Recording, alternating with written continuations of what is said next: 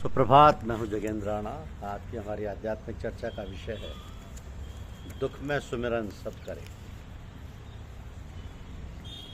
दुख में सुमिरन सब करे। जब आदमी सुख शांति के दिन बिताता है तब उसे भगवान की याद भी नहीं आती। कहीं मंदिर देवालय के सामने से निकले तो हाथ जोड़ लिए, बस पूजा पाठ के लिए उसे समय नहीं मिल पाता है। विद्यार्थी भी इम्तिहान के दिनों में कोई शंकर जी तो कोई महावीर जी के मंदिरों के प्रातः सायं चक्कर लगाते हैं, मनौती करते हैं कि किसी तरह पास हो जाए। इस प्रकार ये साफ तौर पर दिखाई देता है कि संसार में जब मनुष्य हर तरह से सब ओर से निराश हो जाता है तब भगवान की ओर उसका ध्यान जाता है।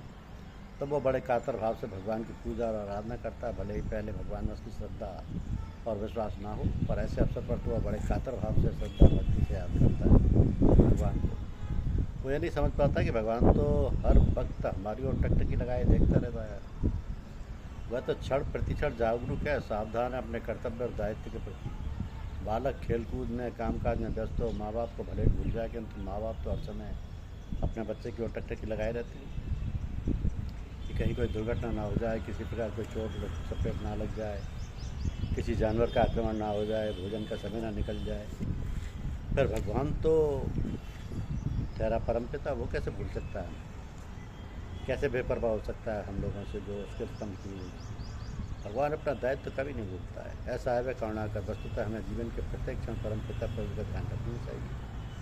तभी तो कहा कि खा रहा गोते हूँ मैं भवसिंध के मझधार में, आसरा है दूसरा कोई न इस संसार में। मनुष्य जीवन की गरिमा इस कारण नहीं है कि वह बुद्धिमान है और अपने बुद्धि बल से नवीन आविष्कार करके संसार को चकाचौंध करता रहता है। मनुष्य जीवन तभी सफल माना जाता है जब वह भगवान के कार्य में सहायक होता है। भगवान सर्वशक्तिमान, सर्वज्ञ, सर्वव्यापक है।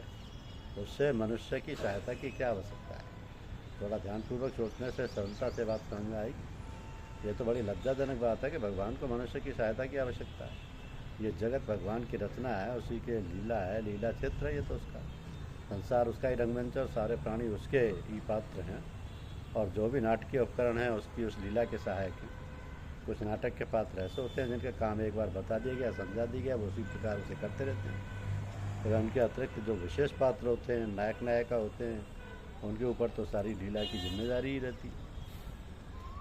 तनिक भी गड़बड़ी हो गई अभिनय में तो सारी लीला देखने का आनंद वरंग फीका पड़ जाता है। तो मनुष्य ऐसी विशेष श्रेणी में आता है, फिर भी भगवान को भूल जाता है। निज करनी पर पछताते हैं, शर्माते हैं, घबराते हैं। हैं वे दीन दयाल, दया करके दुख दर्द हरेंगे कभी न कभी। ऐसा सत्य जीवन हो जिसमें हम अपने दूसरों को समझकर अपने कष्ट के समान ही दूसरों के कष्ट को भी समझें। जिस प्रकार हम अपने कष्ट को दूर करने के लिए हर योग्य उपाय करते हैं, उसी प्रकार दूसरों के दुख और तकलीफों को दूर करने का हमारा प्रयास और प्रयत्न स्वाभाविक रूप से होता रहे। कोई उपकार या प्रत्युपकार की भावना न रखकर बिल्कुल अपने जैसा समझकर तथा हमारे सत्य से किसी को अनाहित ना हो, अहित ना हो, किसी का दिल ना दुखे, तभी वह शुभ कहलाएगा, कल्याणकारी कहलाएगा। इन सत्याचरण और कल्याणकारी बातों की जब हम एक व्यवस्थित रूप से देश काल और वस्तु का पूरा ध्यान रखते हुए करते हैं तो फिर वही जीवन सुंदर हो जाता है। इस प्रकार हमारे जीवन का सामंजस्य होकर वह सत्यम से सुंदरम बन जाता है। ऐसा जीवन ही दिव्य जीवन कहलाता है और तभी मानव महात्मा या महामानव कहलाता है। ऐसे महाप्राण को पाकर वसुंधरा भी अपने को कृत्य मानती है। खुदाया रहम कर उन पर जो बेबहरा अभी तक हैं, न दिल का वो असर समझे न दिल की वो खबर समझे। बात कहने में अटपटी और उल्टी लगती है मगर है बिल्कुल ठीक। कहते हैं दूसरों से, बड़ों से, देवी देवताओं से और भगवान से कि हमारे ऊपर कृपा करो, दया करो। मैं कहता हूँ कि भाई साहब आप तो उल्टी बात कहते हैं। आप दया कृपा हमारे ऊपर करो। बात ऐसी है कि हमारे अंदर ये त्रुटि है, ये गड़बड़ी है, ये खराबी है, ये देख समझ कर कि ये बात सब बातें मनुष्य में नहीं होनी चाहिए, क्योंकि सब बातें धर्मशास्त्र की मर्यादा के विरुद्ध है। कोई भी इन बातों को देखेगा तो हमसे नफरत करेगा। तो हमको चाहिए कि इन बातों को अपने से दूर करें। अब आप विचार कर सोचें कि जब इस प्रकार आप अपने को इन दुर्गुणों से बचाने का प्रयत्न करेंगे, धर्मशास्त्र की मर्यादा का पालन करेंगे, तो अपने ऊपर ये कृपा ही हुई। आपने सोचा कि इन बातों को देखकर लोग हमें बुरा भला कहेंगे, हमसे नफरत करेंगे और दूर भागेंगे, तो फिर इन बातों को हमें छोड़ना चाहिए। और आप इन्हें छोड़ने का प्रयत्न करने लगते हैं। आप अच्छे गुणों वाले सभ्य नागरिक बनने लगते हैं। घर के लोग, भाई बंधु, कुटुंबी, पास पड़ोस के लोग, नाते रिश्तेदार सभी लोग तारीफ करने लगते हैं और आपको लोग अच्छा आदमी मानने लगते हैं। तो ये हुई ना कृपा अपने ऊपर। तो जहाँ पर कृपा राम की हुई तहाँ पर कृपा करे सबको। अब अंतर केवल ये है कि भगवान एक भगवान की शरण में है, भगवान के लिए हैं, चाहे उनके पास कुछ हो या नहीं। दूसरा, आवश्यकता पूर्ति है तो भगवान की शरण में, तो भगवान सबको देखता है और सबको प्यार करता है और सबको आवश्यकता अनुसार सब वस्तुएं देता है। किंतु जो भगवान के भक्त हैं, जो भगवान के ही सहारे हैं, जिन्होंने अपना सर्वस्व समर्पण कर दिया, उन्हें भी उनकी आवश्यकता अनुसार वो देता है। तो जितनी उनकी आवश्यकता है उससे अधिक देकर वो क्या करे। और जिनके पास अधिक है और वह भगवान का ही समझते हैं, वह ऐसे औरों को खूब दिल खोल कर देते हैं, क्योंकि वो तो सबको उसी रूप में देखता है। अतः जानना कि कौन दीन है, बड़ा है, बड़ा कठिन काम है। परमात्मा की जिस पर दया दृष्टि होती है उसे ही ऐसी बुद्धि और समझ देता है। अब परमात्मा की दृष्टि सभी पर एक जैसी रहती है। उसने संसार में जो भी वस्तुएं बनाई हैं सबके लिए समान रूप से प्रस्तुत, किंतु जिसकी जैसी भावना है, कामना है, जिसका जैसा भाग्य है, वह उसी प्रकार प्राप्त करता है। बस बात केवल समझने बूझने की है। जिसकी समझ में आ गई उसका बेड़ा पार है। तो मनुष्य में अनुचित कार्य करने की आदत तभी पड़ती है जब में रहता है कि उसका अनुचित कार्य कोई देख नहीं रहा और वो छिप कर सब कार्य करता रहता है। धीरे धीरे वो आदत बन जाती है और अनुचित कार्य को भी वो उचित कार्य की परिभाषा में ले लेता है। ये सब इसलिए कि संभवतः उसको लगता है कि जो भी कार्य वह चुपचाप करता है उसको देखने सुनने वाला कोई, परंतु ये उसका भ्रम।